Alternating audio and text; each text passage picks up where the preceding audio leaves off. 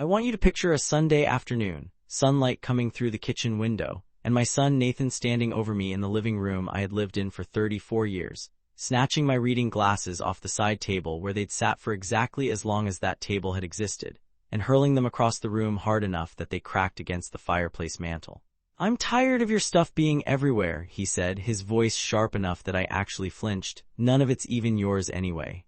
From the kitchen, close enough to have heard every word, his wife Renata laughed, not a startled laugh. Not an uncomfortable one, a genuine, amused laugh, the kind you'd give a joke you found funny. Except the joke was my broken glasses lying in pieces on a floor I had refinished with my own hands the summer my late wife and I first bought this house. I did not raise my voice. I did not ask Nathan what exactly he meant by "not even yours," though that phrase would end up being the single most important 6 words spoken in this entire story, more important even than the crash of glass against stone. I got up slowly, the way a 73-year-old man gets up after being humiliated in his own living room by his own child, and I picked up the pieces of my glasses off the floor, one by one, while Nathan walked away without a word of apology and Renata's laughter faded back into whatever she'd been doing in the kitchen. I said nothing that entire evening. I ate dinner alone in my room, which had become something of a habit over the preceding months, and once the house had gone quiet, once I could hear Nathan and Renata's television murmuring faintly through the wall,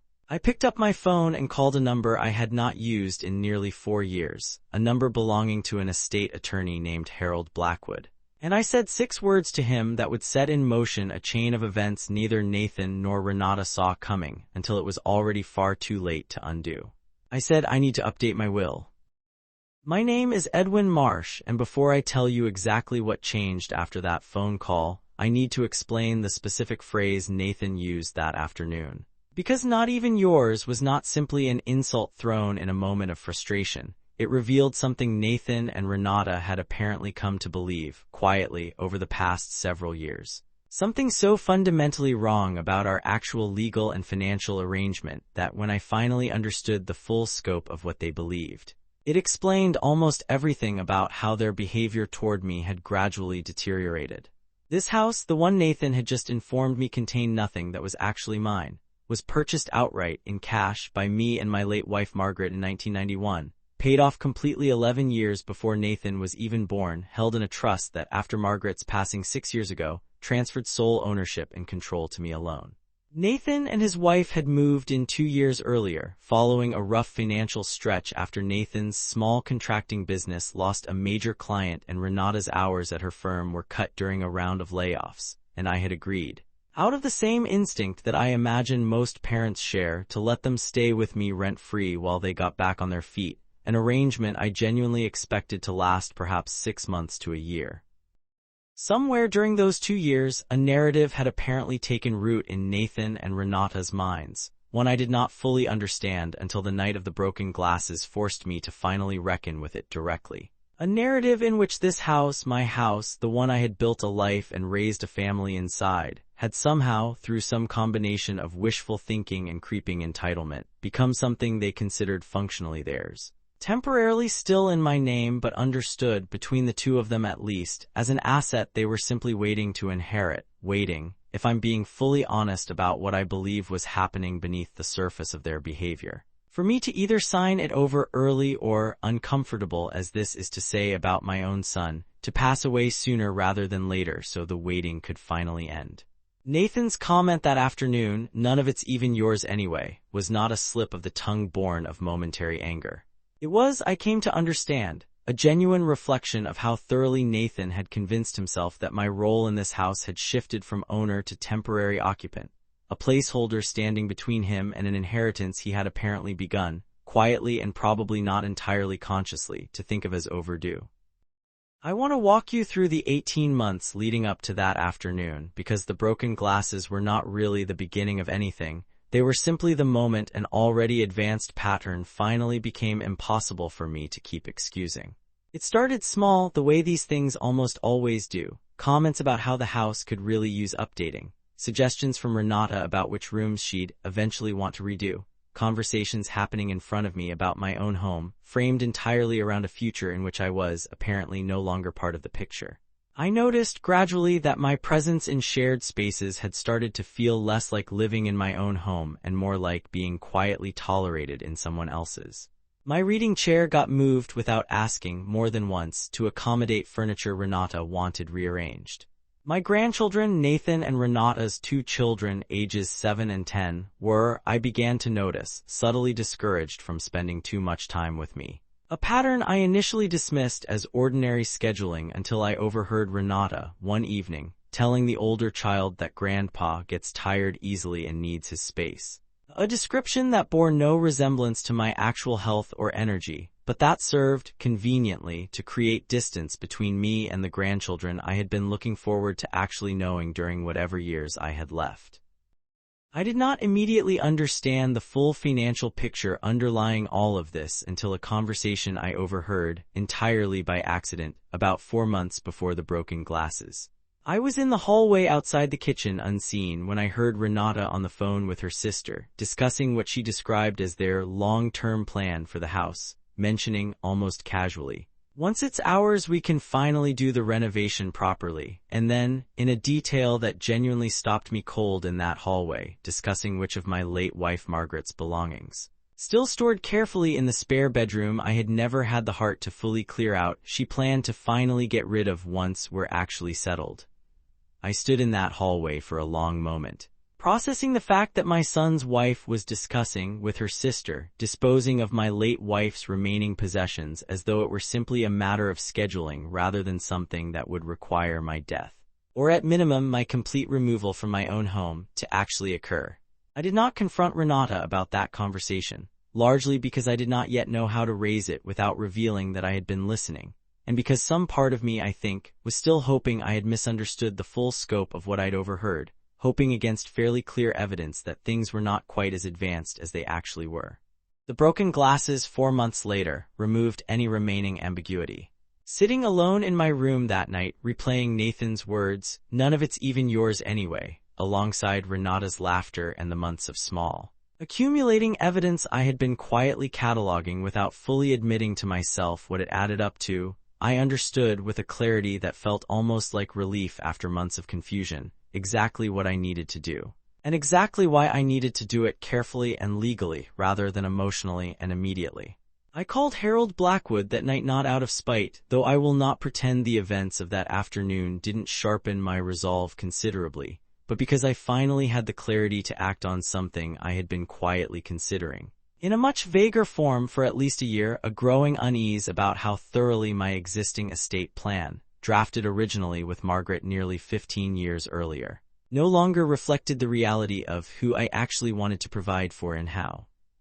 Harold and I met 3 days later, and I want to walk you through the specific changes we made, because I think the mechanics matter enormously to understanding why what happened next unfolded the way it did. The original will, the one Nathan and Renata almost certainly believed was still in effect, left the house and the bulk of my estate to Nathan outright, with a smaller provision for my daughter Claire, who lived 2 states away and had, over the years, remained close and genuinely attentive despite the distance, calling every week, visiting several times a year, never once treating my home or my remaining years as an asset to be managed toward. Harold and I restructured the entire plan. The house, rather than passing directly to Nathan, was placed into an irrevocable trust with specific, carefully drafted terms. I would retain full lifetime occupancy and control, meaning no one, Nathan included, could compel me to leave or alter the property in any way for as long as I lived, and upon my passing, the house would be sold,